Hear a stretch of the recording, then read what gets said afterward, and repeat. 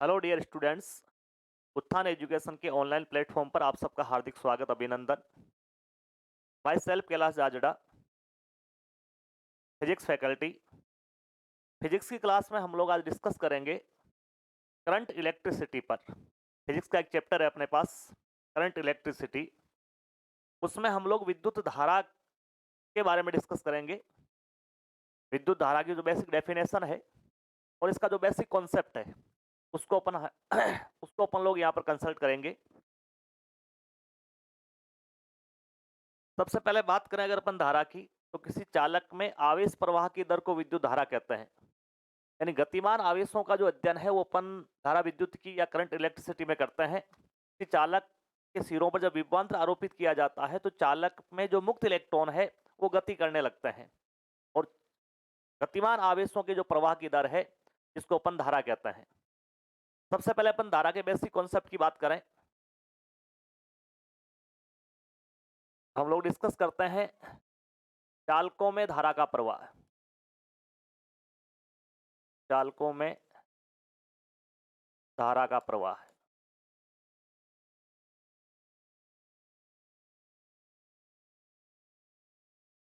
प्रकृति की सभी धात्विक चालक है जिन्हें अपन लोग धात्विक चालक कहते हैं। चालक वे पदार्थ होते हैं जिनके पास मुक्त इलेक्ट्रॉन पाए जाते हैं। यानी चालकों में जो धारा प्रवाह का कारण है वो कौन है? मुक्त इलेक्ट्रॉन है। यानी चालकों में अगर धारा प्रवाह की बात करें तो धारा प्रवाह का जो कारण है वो है मुक्त इलेक्ट्रॉनों का प्रवाह।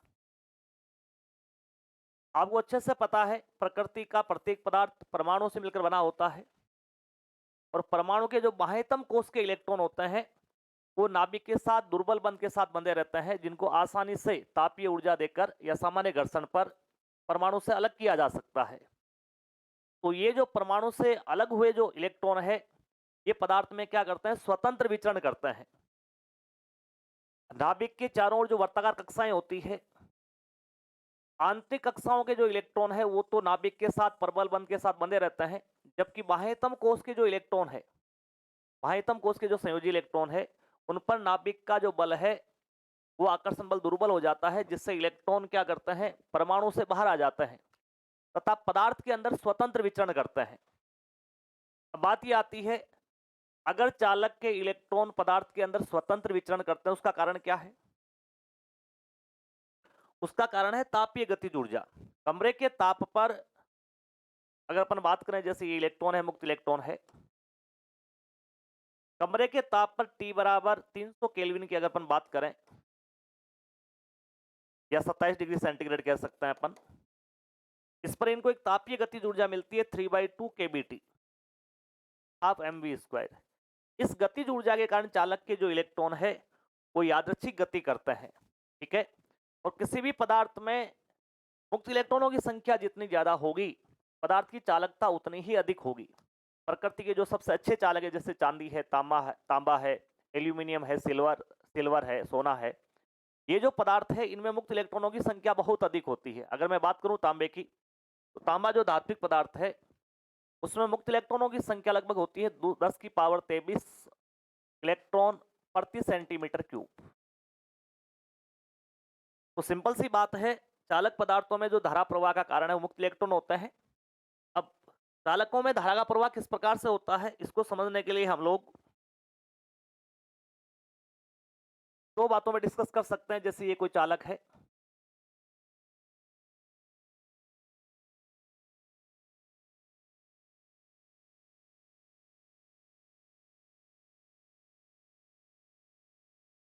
जैसे ये कोई चालक पदार्थ है, सबसे पहले जब चालक पर अपन ने विभवांतर आरोपित नहीं किया है तो चालक के जो मुक्त इलेक्ट्रॉन है वो तापीय गतिज ऊर्जा के कारण चालक के अंदर स्वतंत्र विचरण करते हैं। मुक्त इलेक्ट्रॉनों की जो गति होती है वो यादृच्छिक अनियमित गति होती है। चालक के मुक्त इलेक्ट्रॉन यादृच्छिक गति करते हैं। ये गति इस प्रकार से होती है कि इनका जो औसत वेग होता है वो शून्य होता है। विभवांतर की अनुपस्थिति में जब चालक के सिरों पर अपने विभवांतर आरोपित नहीं किया है तब तक चालक के जो मुक्त इलेक्ट्रॉन है उनका जो औसत वेग है, गति का जो औसत वेग है तापीय गतिज ऊर्जा के कारण वो शून्य होता है। इसलिए चालक के किसी स्थान से गुजरने वाले जो नेट आवेशों की संख्या होगी वो क्या होगी? शून्य होगी। चालक से कोई नेट आवेश नहीं गुजरता है, इसलिए चालक जो होता है विद्युतीय रूप से उदासीन होता है। चालक में धारा का प्रवाह नहीं होता है। जब उसको अपन विद्युत क्षेत्र में नहीं रखेंगे तब तक चालकीय रूप से, विद्युतीय रूप से चालक क्या होगा, उदासीन होगा। लेकिन जैसे ही अपन क्या करते हैं, चालक के सिरों पर विभवांतर आरोपित करते हैं, तो चालक के सिरों पर विभवांतर आरोपित करने से क्या होगा, चालक को अपन ने किसी बैटरी से कनेक्ट किया। बैटरी का काम है चालक के दोनों सिरों पर विभवांतर पोटेंशियल डिफरेंस देना। इस विभवांतर की वजह से क्या होगा, चालक पर एक बाह्य विद्युत क्षेत्र आरोपित हो जाता है ई। इस बाह्य विद्युत क्षेत्र के कारण चालक के जो मुक्त इलेक्ट्रॉन है, उन मुक्त इलेक्ट्रॉनों पर एक बल लगता है। आपको पता है विद्युत क्षेत्र की उपस्थिति में आवेश पे जो बल लगता है एफ वेक्टर बराबर क्या होगा, वेक्टर। अगर यहाँ इलेक्ट्रॉन की बात करें तो एफ वेक्टर बराबर इलेक्ट्रॉन का आवेश क्या हो जाएगा, माइनस ई, और क्या हो गया, ई वेक्टर। इस विद्युत बल के कारण जो चालक के इलेक्ट्रॉन है, मुक्त इलेक्ट्रॉन है, वो क्या करेंगे, विद्युत क्षेत्र की विपरीत दिशा में गति करने लगते हैं। इसका मतलब ये हो गया चालक के मुक्त इलेक्ट्रॉन एक निश्चित दिशा में गति करने लगते हैं। इसके कारण क्या होगा, सर्किट में मुक्त इलेक्ट्रॉनों का प्रवाह होगा और आवेश प्रवाह की इस दर को अपन क्या कहते हैं, विद्युत धारा कहता है। तो सिंपल सी दो बातें डिस्कस की हम लोगों ने यहाँ पर। सबसे पहली बात, चालकों में विद्युत धारा का जो प्रवाह है मुक्त इलेक्ट्रॉन के कारण होता है। विद्युत क्षेत्र की अनुपस्थिति में या विभवांतर, जब तक चालक के सिरों पर विभवांतर नहीं लगाया है तब तक चालक के जो मुक्त इलेक्ट्रॉन है वो तापीय गतिज ऊर्जा के कारण यादृच्छिक अनियमित रूप से गति करते हैं। का एवरेज वेलोसिटी जो होता है, औसत वेग जो होता है शून्य होता है। इस कारण से चालक के किसी स्थान से गुजरने वाले आवेशों का जो बीजगणितीय योग है डेल्टा क्यू की जो वैल्यू है वो क्या होगी, शून्य होगी। अतः चालक में विद्युत धारा का प्रवाह नहीं होता है। लेकिन जैसे ही चालक के सिरों पर अपन विभवांतर आरोपित करते हैं, उस विभवांतर की वजह से क्या होता है, चालक पर एक बाह्य विद्युत क्षेत्र आरोपित हो जाता है और वो बाह्य विद्युत क्षेत्र जो है वो चालक के मुक्त इलेक्ट्रॉन पर एक बल आरोपित करता है। विद्युत क्षेत्र के कारण चालक के जो मुक्त इलेक्ट्रॉन है वो विद्युत क्षेत्र की विपरीत दिशा में गति करने लगते हैं और आवेश प्रवाह के कारण चालक में धारा का प्रवाह होने लगता है। प्रवाहित धारा की जो दिशा है वो मुक्त इलेक्ट्रॉन की गति की विपरीत दिशा में मानी गई है और चालकों में जो आवेश वाहक का कार्य है वो इलेक्ट्रॉन करते हैं। यानी यहां पर चालकों में कौन सी धारा का प्रवाह होता है, एक ध्रुवीय धारा का प्रवाह होता है। आगे पढ़ेंगे अपन अर्धचालक वगैरह, वहां पर द्विध्रुवीय धारा होती है। तो चालकों में मुक्त इलेक्ट्रॉन जो है वो आवेश वाहक का कार्य करते हैं और उस आवेश इलेक्ट्रॉनों के आवेश वाहक के कारण यहाँ पर एक ध्रुवीय धारा का प्रवाह होता है। ये सिंपल सा बेसिक कॉन्सेप्ट है विद्युत धारा का। आगे अगर अपन डिस्कस करें तो धारा की परिभाषा वगैरह डिस्कस करते हैं। बात करते हैं विद्युत धारा की परिभाषा क्या होगी, इसको अपन डिफाइन कर सकते हैं, किसी चालक में आवेश प्रवाह की दर, किसी चालक में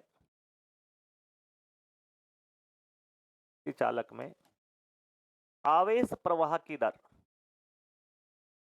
आवेश प्रवाह की दर को विद्युत धारा कहते हैं।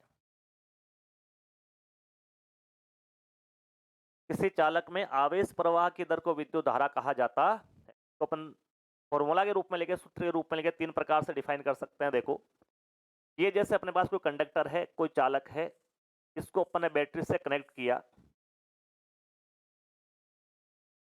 यहां पर अपन ने बैटरी लगा दी चालक पर, ठीक है।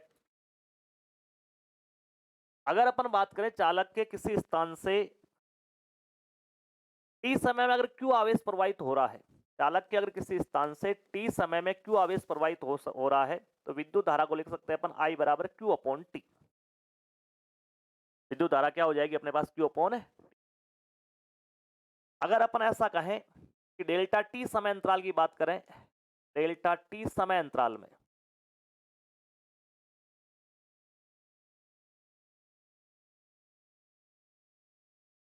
डेल्टा टी समय अंतराल में अगर चालक के एक स्थान से दूसरे स्थान तक डेल्टा क्यू आवेश का प्रवाह हो रहा है तो उसको अपन औसत धारा के रूप में परिभाषित करते हैं। और डेल्टा टी समय अंतराल में जो औसत धारा होगी अपने पास, औसत धारा की अगर अपन बात करें, आई एवरेज बराबर हो जाएगा delta Q upon delta T. अगर समय अंतराल बहुत अल्प दे रखा हो अपने को, डेल्टा टी की जो वैल्यू है बहुत कम हो, अल्प समय अंतराल की बात करें अपन, या किसी क्षण विशेष पर अगर अपन धारा की बात करें तो उसको अपन तात्क्षणिक धारा से परिभाषित कर सकते हैं, इंस्टेंटेनियस करंट से अपन इसको परिभाषित कर सकते हैं। अगर मैं यह बात करता हूं तात्क्षणिक धारा की,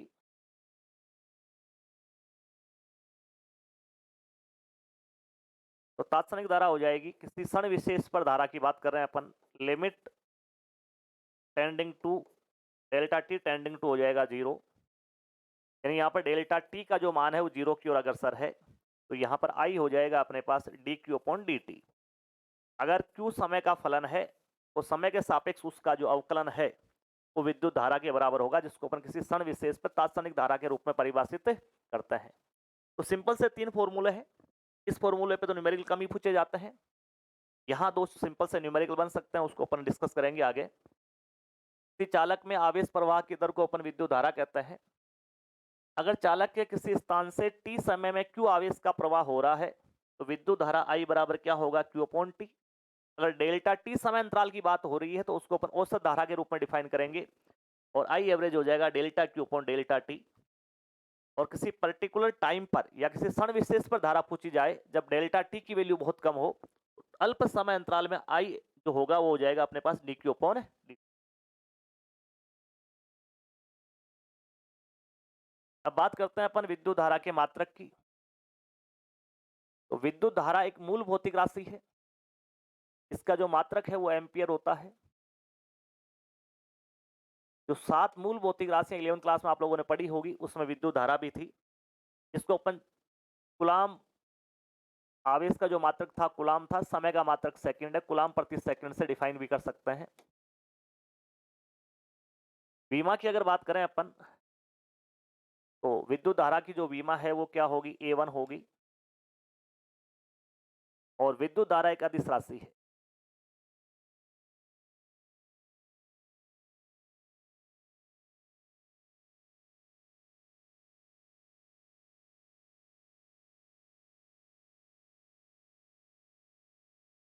विद्युत धारा एक अदिश राशि है।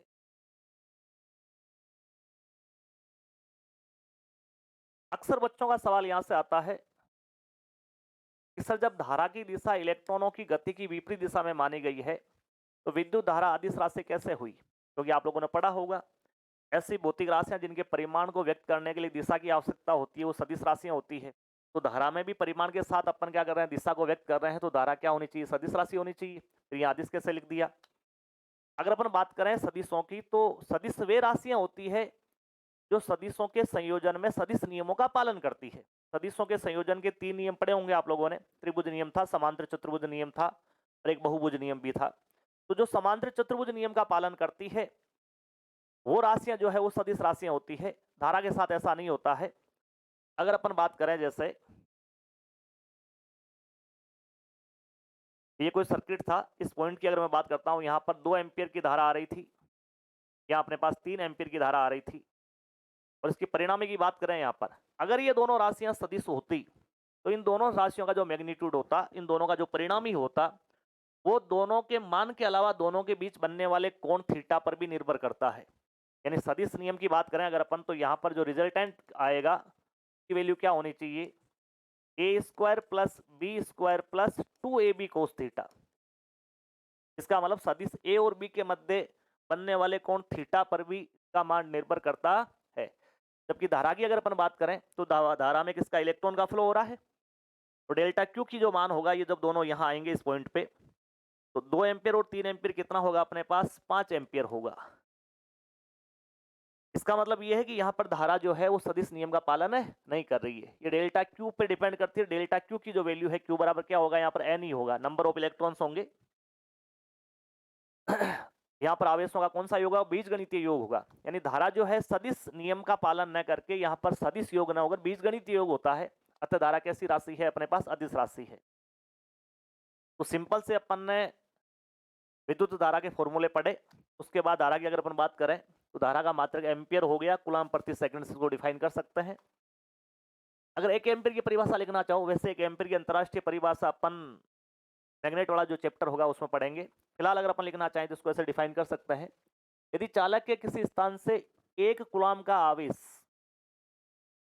1 सेकंड में प्रवाहित हो रहा है तो चालक में प्रवाहित धारा जो होगी वो क्या हो जाएगी, 1 एम्पियर हो जाएगी। 1 सेकंड में यदि 1 कूलम आवेश क्या हो रहा है, प्रवाहित हो रहा है, तो उस धारा को अपन 1 एम्पियर धारा से लिख सकते हैं। विमा इसकी A1 हो ही गई, मूल भौतिक राशि है ये। और विद्युत धारा कैसी राशि है, अदिश राशि है। सिंपल सा कॉन्सेप्ट यहाँ ध्यान में रखना कि विद्युत धारा सदिश संयोजन के नियमों का पालन नहीं करती है। आगे किरचॉफ का नियम पढ़ेंगे, वहां पर देखेंगे अपन। यहाँ पर आने वाली धाराओं का जो योग है जाने वाली धारा के क्या होता है, संधि बिंदु से गुजरने वाली धारा के क्या होता है, बराबर होता है। किसी भी संधि बिंदु पर बहने वाली धाराओं का बीजगणितीय योग 0 होता है। आगे डिस्कस करेंगे उसको अपन। अब देखो जो अपन ने सूत्र पढ़े हैं उनसे संबंधित 2 सवालों पर डिस्कस कर लेते हैं। क्वेश्चन दिया हुआ है आप लोगों को, यदि Q बराबर T square plus 3t plus 5 हो तो, यानी यहाँ पर आवेश का जो मान है वो एक समय का फलन है, परिवर्ती आवेश की बात हो रही है जो समय के साथ क्या हो रहा है, वेरी कर रहा है। अब यहाँ से 2 प्रकार के सवाल बन सकते हैं। पहला जो सवाल है वो ये है, t बराबर 2 सेकंड पर विद्युत धारा का मान ज्ञात करो।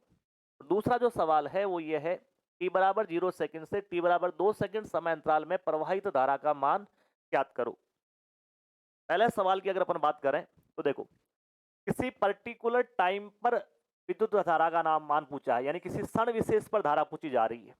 तो किसी क्षण विशेष पर जो धारा होगी उसको अपन परिभाषित करते हैं तात्क्षणिक धारा से। और तात्क्षणिक धारा का फॉर्मूला पढ़ाया था अभी थोड़ी देर पहले मैंने आपको, I बराबर होगा dq upon dt।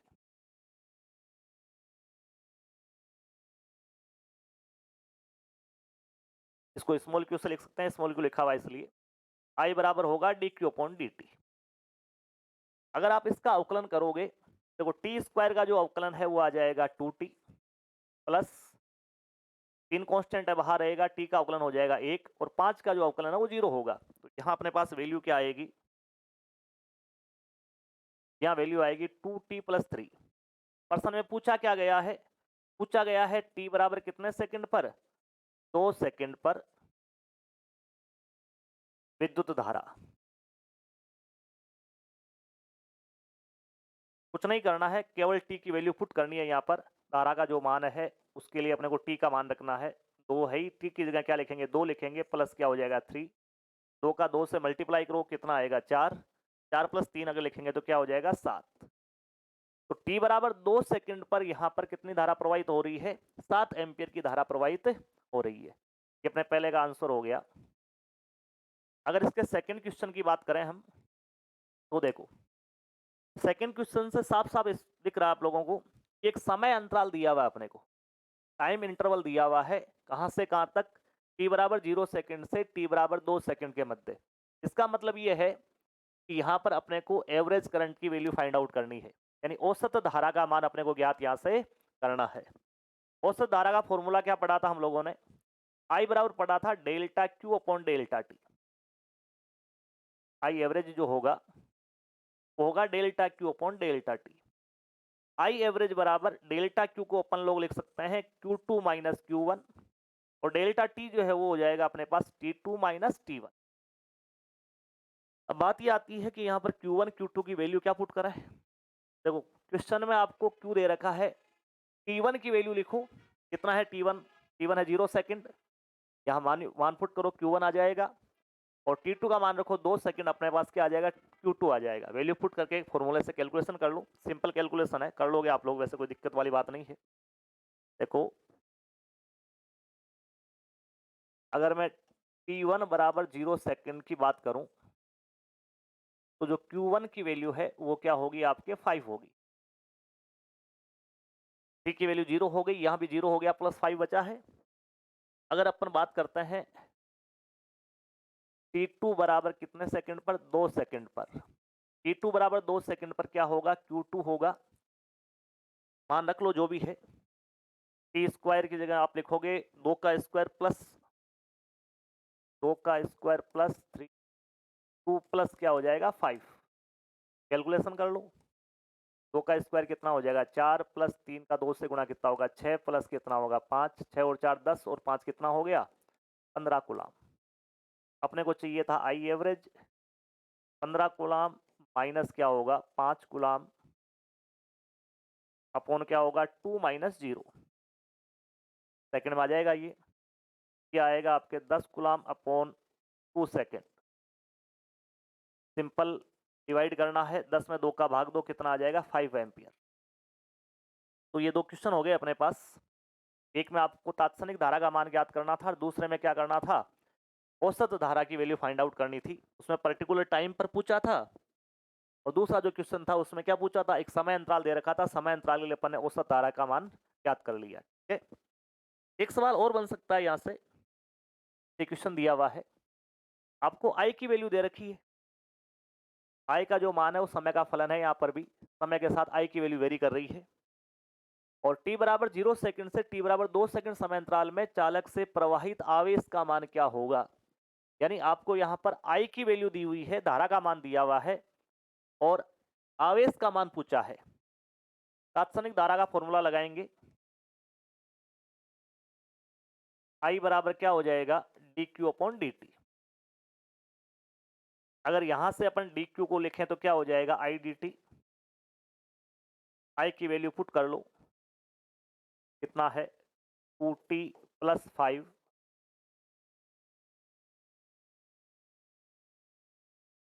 To T plus क्या है 5,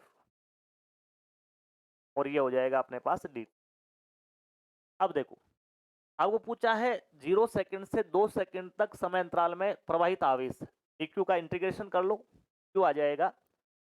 अगर यहां पर मैं बात करूं q, तो q बराबर हो जाएगा इंटीग्रेशन 0 से 2, और ये हो गया अपने पास dq।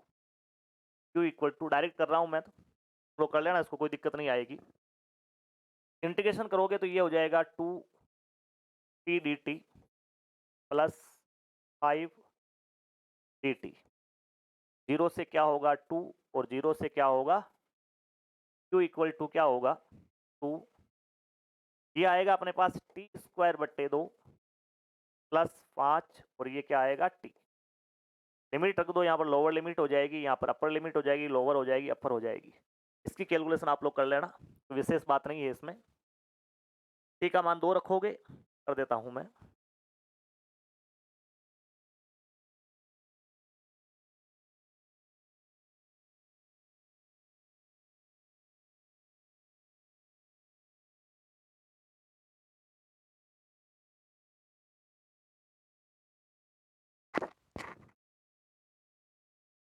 सिंपल वैल्यू है, कर लो कैलकुलेशन। 2 लिमिट रखोगे तो क्या होगा, ये 2 का स्क्वायर अपॉन क्या आएगा 2, 0 लिखने की जरूरत नहीं, माइनस 0 ही आएगा, प्लस 5, ये भी क्या होगा 2 माइनस 0, लिखो तो भी ठीक है, 0 नहीं लिखो तो भी कोई दिक्कत नहीं है। 2 से 2 कैंसिल आउट हो जाएगा, 2 का स्क्वायर कितना होगा 4, प्लस 5 दूनी क्या आएगा 10, इक्वल टू क्या हो जाएगा अपने पास 14 कूलम।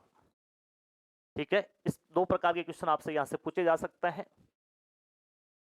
तो देखो क्या क्या डिस्कस कर लिया हम लोगों ने, एक बार रिवाइज करा देता हूँ, फिर अपन नेक्स्ट टॉपिक की तरफ चलते हैं।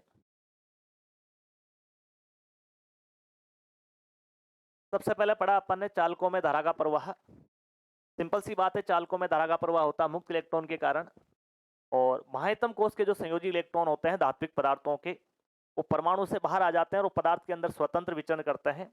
तापीय गतिज ऊर्जा के कारण इलेक्ट्रॉन क्या करते हैं, यादृच्छिक गति करते हैं। विद्युत क्षेत्र की अनुपस्थिति में या बाह्य विभवांतर की अगर अपन बात करें, जब तक आपने विभवांतर पोटेंशियल डिफरेंस नहीं लगाया चालक पर, तब तक इनकी जो यादृच्छिक गति होती है अनियमित, तो इस प्रकार से होती है कि इसका जो एवरेज वेलोसिटी है, स्टार्टिंग का जो एवरेज वेलोसिटी है यू एवरेज, वो क्या होता है 0 होता है। इसका मीनिंग ये है, चालक के किसी स्थान से गुजरने वाला जो नेट आवेश है वो शून्य होता है। इस वजह से चालक में विद्युत धारा का प्रवाह नहीं होता है। कब नहीं होता है, जब तक आप चालक को किसी बैटरी से कनेक्ट नहीं करते हो।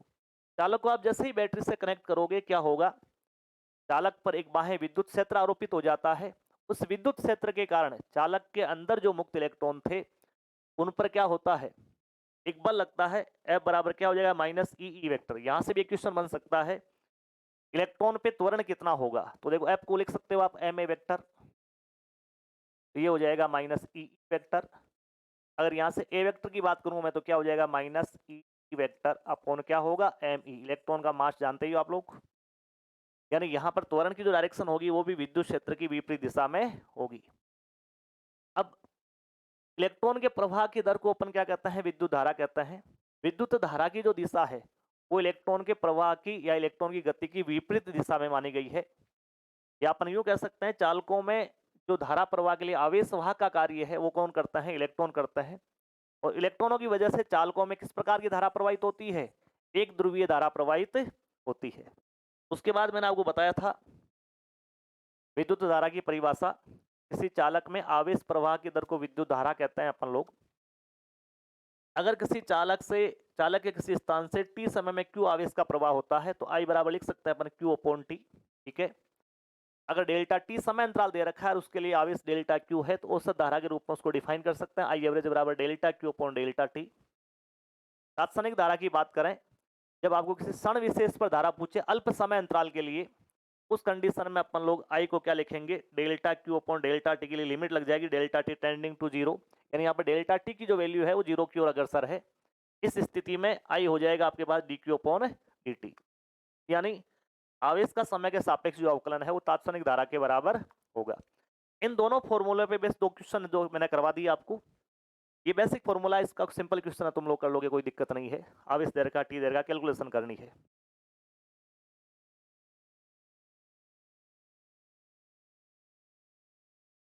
अब देखो हम डिस्कस करते हैं नेक्स्ट टॉपिक, धारा घनत्व पर। अगर धारा घनत्व की बात करें, देखो चालक में जो धारा का प्रवाह है वो चालक के अनुप्रस्थ काट क्षेत्रफल पर भी निर्भर करता है। तो चालक के एकांक अनुप्रस्थ काट क्षेत्रफल से बहने वाली धारा, किसी चालक के प्रति एकांक अनुप्रस्थ काट क्षेत्रफल से गुजरने वाली जो धारा है उसको अपन लोग क्या कहते हैं? धारा घनत्व कहते हैं। धारा घनत्व कहते हैं।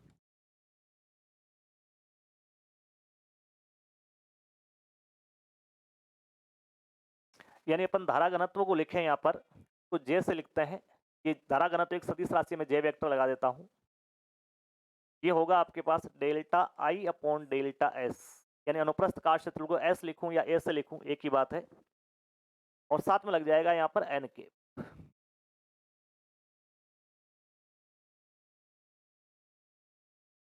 यहाँ पर हो जाएगा आपके एन के, ये फॉर्मूला हो जाएगा इसका। अगर मात्रक की बात करें तो मात्रक हो जाएगा, विद्युत धारा का मात्रक आप लोग जानते ही हो एम्पियर, और क्षेत्रफल का मात्रक हो जाएगा मीटर स्क्वायर। एम्पियर प्रति क्या हो जाएगा? Metre square. विमा की अगर अपन बात करें यहाँ पर तो विद्युत धारा की विमा क्या होगी? A1, और इसके लिए हो जाएगा L-2, तो L-2 A1 इसकी विमा हो गई। ये एक सदिश राशि है। धारा घनत्व कैसी राशि है? एक सदिश राशि है। सदिश राशि।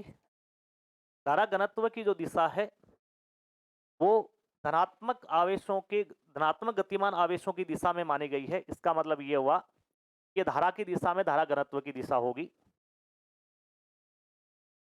आगे अपन इसको लिखना चाहे, मात्रक विमा तो खैर हो ही गए, एम्पियर प्रति मीटर स्क्वायर। विमा क्या होगी? L-2 A1 सदिश राशि है।